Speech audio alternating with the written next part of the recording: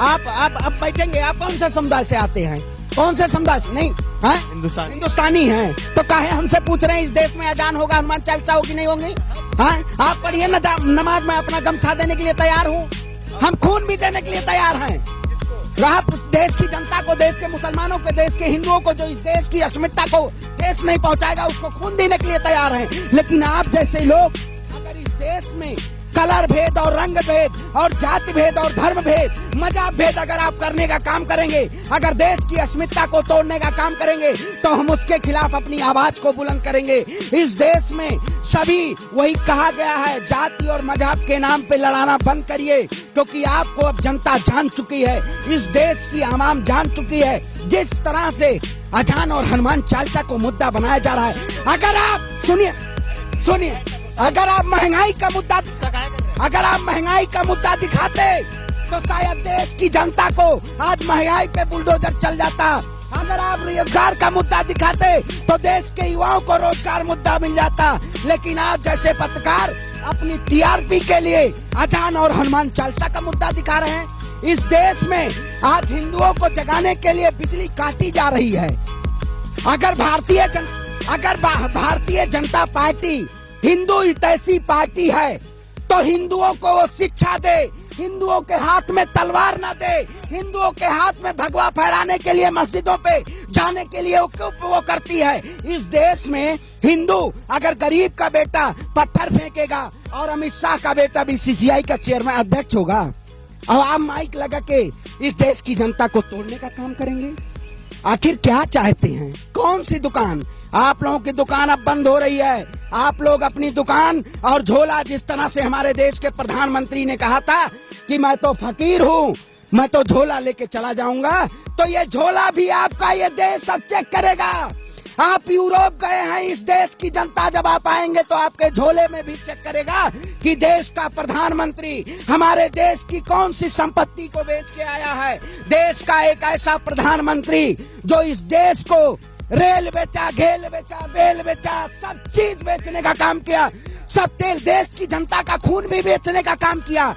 इस देश का ऐसा प्रधानमंत्री जो वाकई में इस देश की जनता के लिए नहीं है, इस देश की आवाम के लिए नहीं है, ये कॉर्पोरेट तंत्र की सरकार है।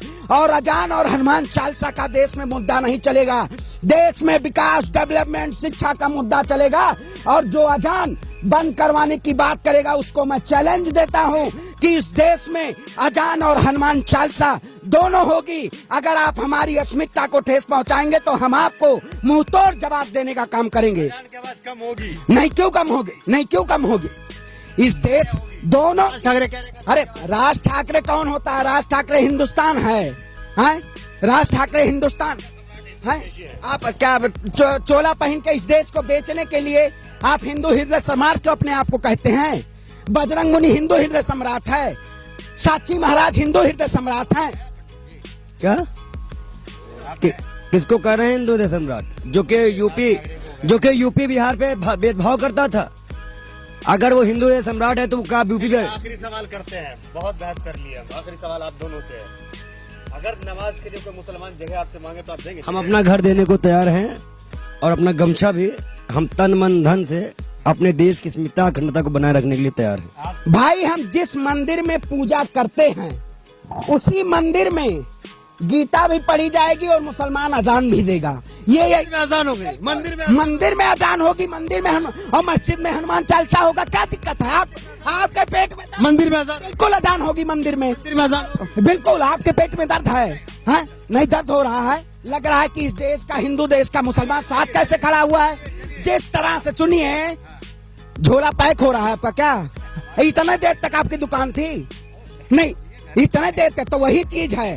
दुकान जो लोग जैसे इस देश में हिंदू के ठेकेदार बने हुए हैं, वैसे कुछ लोग पत्रकारों के भी ठेकेदार बने हुए हैं। तो इस देश में मंदिरों में, मस्जिदों में गीता, कुरान सब पढ़ा जाएगा, लेकिन राज ठाकरे जैसे, नवनीत राणा जैसे, इन जैसे जो बहुरूपीय लोग हैं, इनका चोला झोला पैक होगा और चोला इनको देश की अखंडता और देश की संप्रभुता को मिटाने के लिए इनको सलाखों के पीछे भेजा जाए।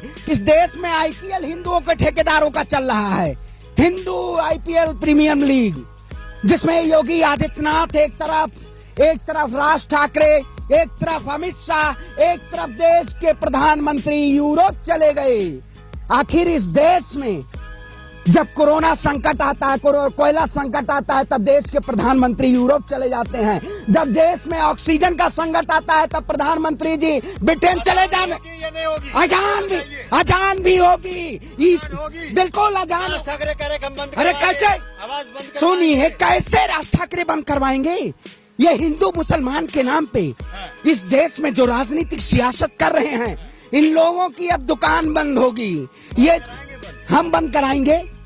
हम इस देश की जनता हैं।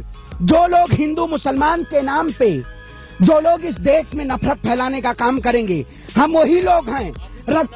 आप फैला रहे हैं नफरत। हम गांधीवादी को मानने वाले लोग हैं। रघुपति राघव राजा राम, पति पतावन सीताराम, ईश्वर अल्लाह तेरे नाम, सबको सम्मत दे भगवान। आप पत्रकारों को भी शुद्ध बुद्धि में रहने की जरूरत है, क्योंकि आप इस देश की जनता के लिए सबसे बड़े आतंकवादी हैं। अगर आप बताइए, इस देश में हिंदू अगर खतरे में होता, नहीं सुनिए, चलिए ठीक है, आप मान लीजिए कि आप भी नेता हैं, आप भी नेता हैं, मान लीजिए कि आप भी नेता है। मेरी बात सुनिए, राज ठाकरे ने, मुसलमान भी हिंदुस्तान का ही है, मान लीजिए ना आप। नहीं मान लीजिए, है ना? हाँ, तो क्यों तोड़ने का काम कर रहे हैं? क्यों तोड़ने का काम कर रहे हैं अजान और हनुमान चालीसा के नाम पे?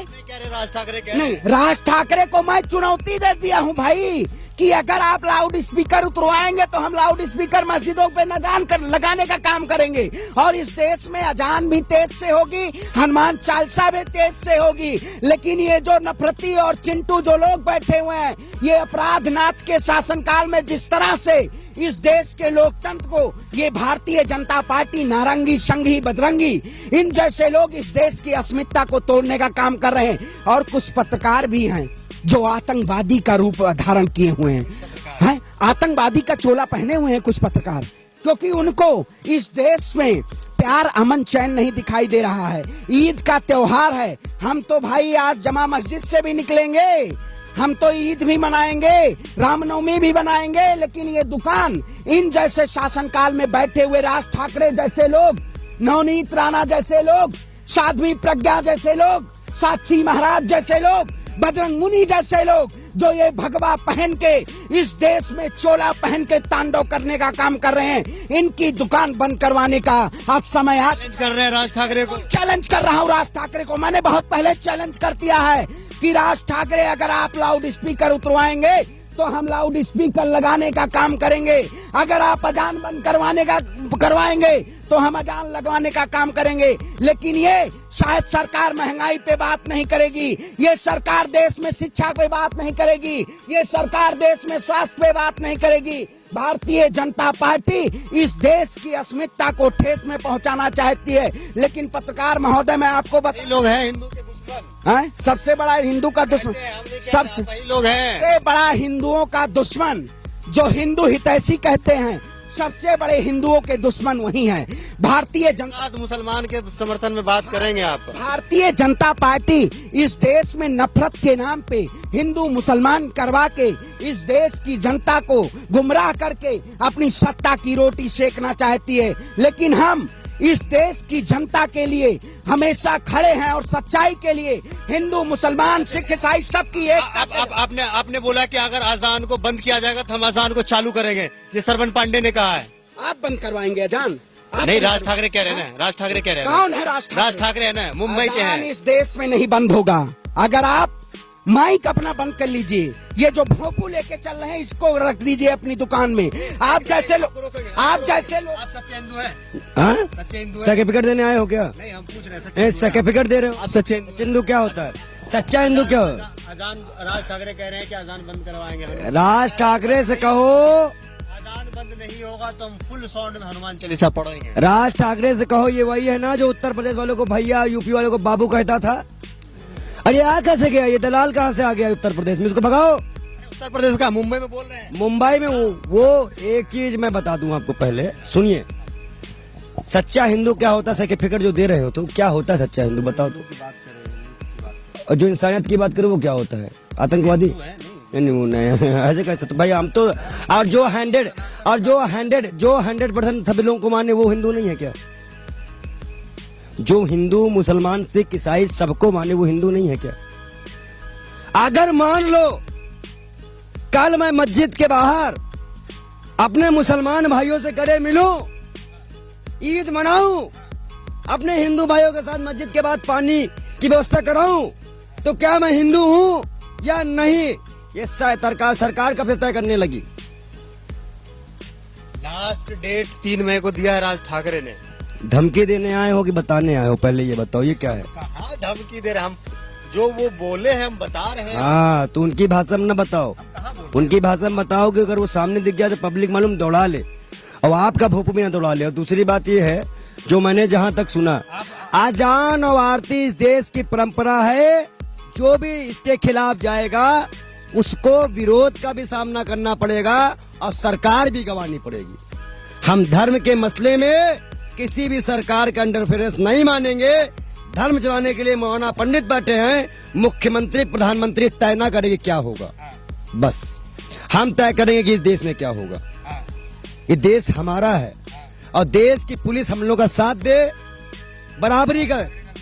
राज ठाकरे का देश है तो राज ठाकरे मुंबई में रहे ना, उनको क्यों प्रॉब्लम है मुसलमानों से? अब महाराष्ट्र में जब वो जीतते थे 2-1 सीट का मुस्लिम वोट नहीं देता था उनको।